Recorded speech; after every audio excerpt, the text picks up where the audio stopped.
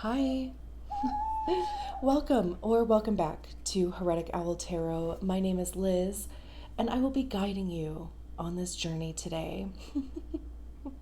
So, this time around, we're going to be using the Guardian of the Night Tarot and then Spirit of the Animals. So, they both kind of have like animal vibes to them, which is kind of cool. Anyway, I don't really have much else to add to that. I hope you're all doing well. And yeah, without further ado, let's just get into it. Hi, Aries. So, let's get you an oracle card, overall vibe, and then, of course, we'll get some tarot to elaborate.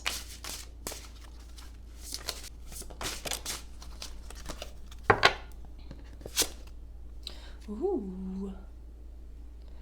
Black Jaguar, old soul. Walk through life with confidence and grace. You have power from beyond the world. Focus on what you really want. You can create your dreams. I love that. It kind of looks like there's a portal over here, like this is a staircase. I mean, this might even be, I don't know, like a pyramid or something. Interesting. A little like dark and mysterious, you know? Very cool. We'll read about that from the book because it talks about the totem for that animal. But let's get your tarot out first. We have the Two of Swords, Knight of Cups, Nine of Cups. Love that.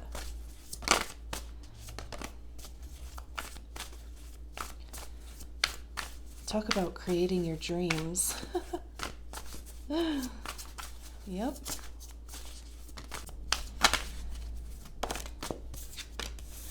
We have the Queen of Swords, the Hierophant,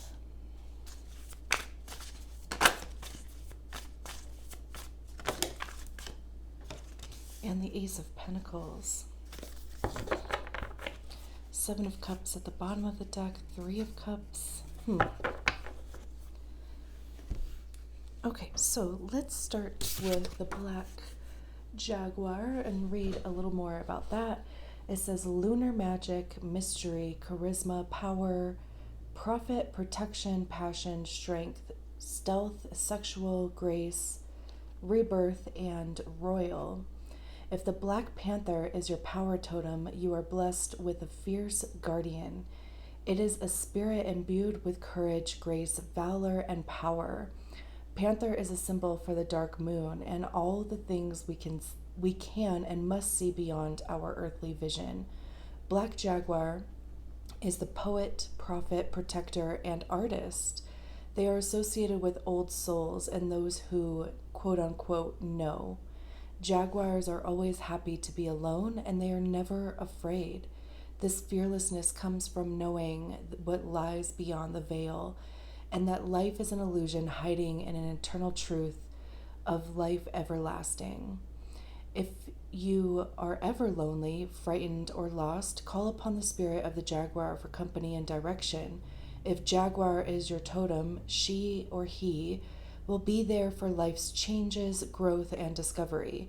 Panther teaches that struggle, suffering, and endings push us to become the persons we were born to be. Do not resist this gift. A new life awaits the brave souls who are willing to face the dark night of the soul.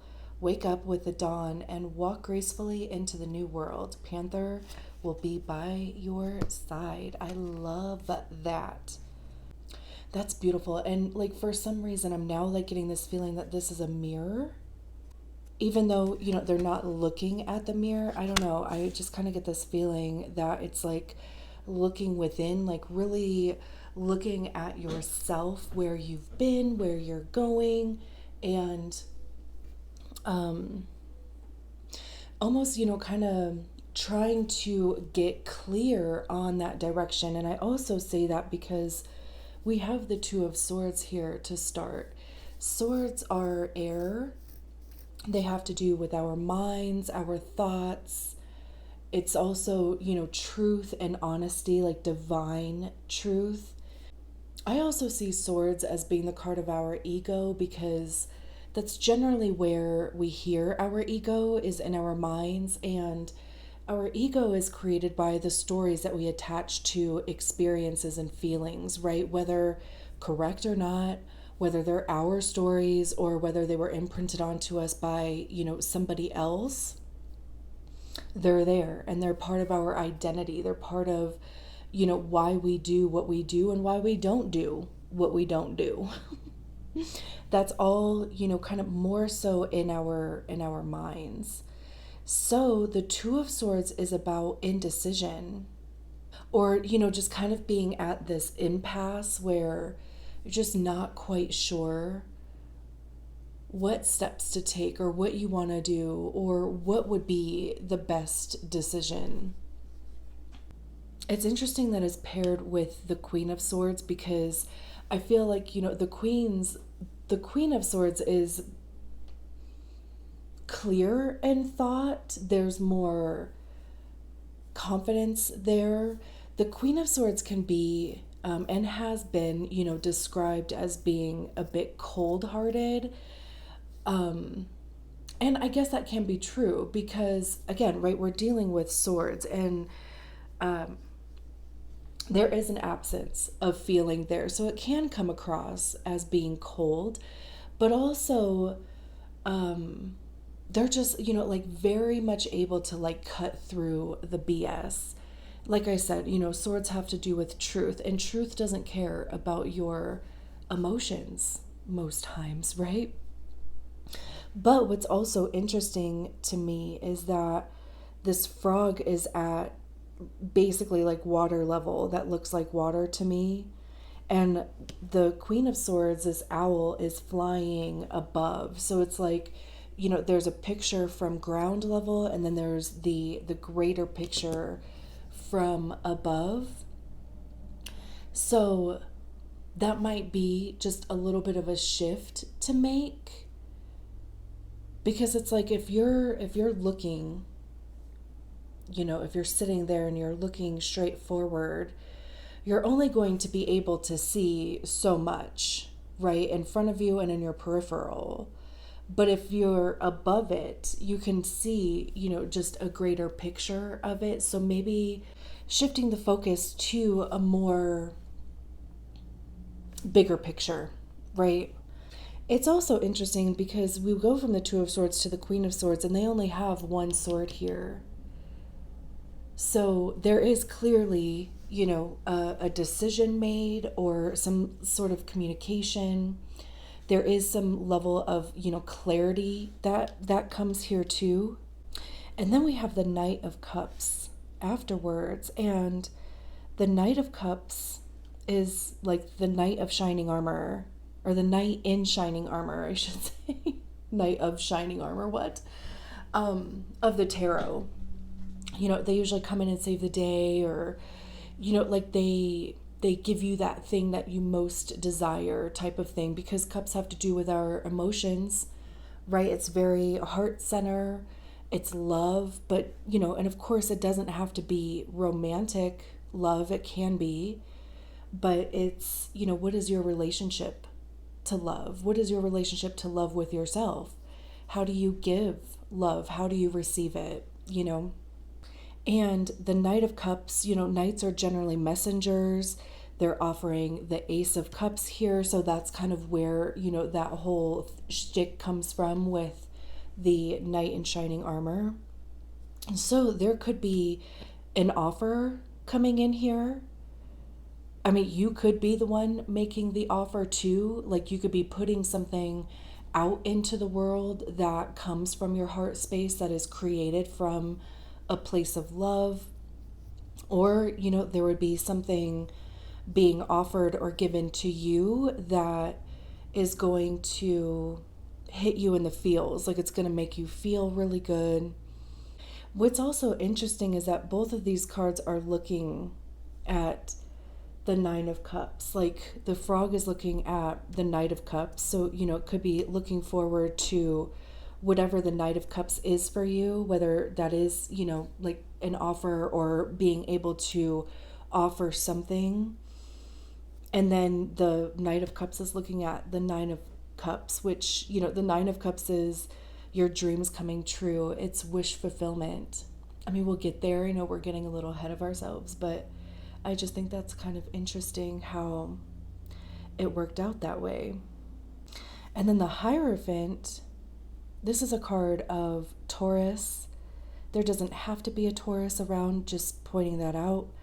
But the Hierophant is traditional institutions like school, traditional type of work. It's also, the passing along of knowledge. So, that's kind of where the college thing comes into play, or just school in general. It could be taking some course. I mean, it doesn't have to be, like actual university.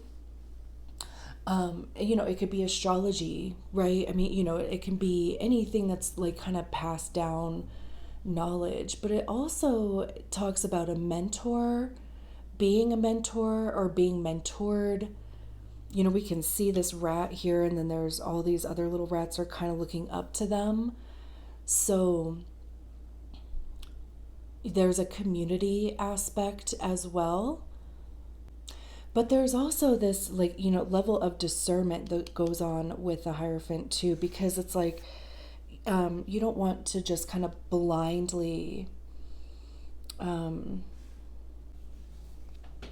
so this could be what the offer is that's coming in.